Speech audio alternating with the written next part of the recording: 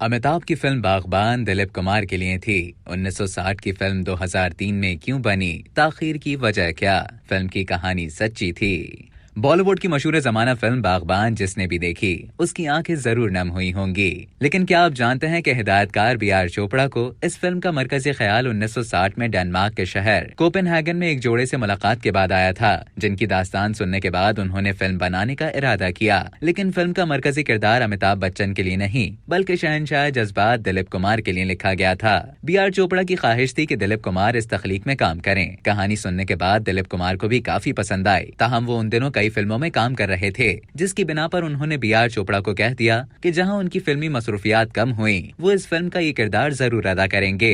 दिलीप कुमार की मसरूफियात के बायस इस फिल्म पर काम शुरू न हो सका, मगर दूसरी जानिब बी.आर. चोपड़ा ने भी कसम खाई हुई थी कि अगर वो ये फिल्म बनाएंगे तो सिर्फ और सिर्फ दिलीप कुमार के साथ, जिसमें 40 साल का अरसा बीत गया। बी.आर. चोपड़ा ने 2000 में दिलीप कुमार को फिर याद दिलाया कि उनके लिए मखसूस फिल्म का वो आगाज नहीं कर पाए हैं, लेकिन दिलीप कुमार की सेहत इस बात की इजाजत नहीं दे रही थी कि वो फिल्मों में मजीद काम करें। बी.आर. चोपड़ा ने दिल बर्दाश्ता होकर अपने हिदायतकार बेटे रवि चोपड़ा से तवील मुशावरत की, जिन्होंने सलाह दी कि अगर दिलीप कुमार नासाज तबीयत की बिना पर एक किरदार अदा करने से कासिर हैं, तो उनके मुतबादिल के तौर पर बस एक ही अदाकार यानी अमिताभ बच्चन ही इस किरदार में फिट बैठते हैं। अमिताभ बच्चन को जब ये मालूम हुआ कि ये किरदार दिलीप कुमार को जहन में रखकर लिखा गया था, तो अपने आइडियल अदाकार की जगह खुद काम करने को अपने लिए एजाज समझा। यूं हिदायतकार रवि चोपड़ा ने फिल्म बागबान बनाने की तैयारी का आगाज किया। अमिताभ बच्चन के मुकाबले पहले माधुरी और श्री देवी को मुंतखब करने का सोचा गया, लेकिन रवि चोपड़ा ने सोच विचार किया तो दोनों अदाकाराएं अमिताभ बच्चन के मुकाबले में कम उम्र लगी। तब फैसला ये हुआ कि हेमा मालिनी को पेशकश की जाए, जिन्होंने फिल्म नास्तिक के 20 साल बाद हंसी खुशी अमिताभ बच्चन की हीरोइन बनने पर आमादगी जाहिर की। फिल्म बागबान में अमिताभ बच्चन के किरदार की आखिरी तकरीर को फिल्म की जान करार दिया गया। अमिताभ बच्चन भी जान गए थे कि इस तकरीर के सहारे ही फिल्म खड़ी है,